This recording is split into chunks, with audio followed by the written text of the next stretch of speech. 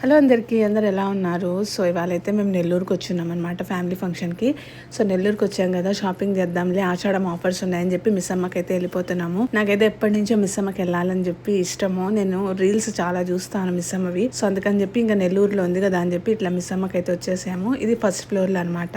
నేను second floor కి వెళ్ళలేకపోయా. మా ఆయన నాకు 1 అవర్ టైం ఇచ్చాడు, ఆ లోపల షాపింగ్ చేయాలని చెప్పి 1 అవర్ లోపల షాపింగ్ అయితే అయిపోయింది. ఇవైతే ఆఫర్ శారీస్ అనమాట, ఏవైతే ఆఫర్ పెట్టున్నారో.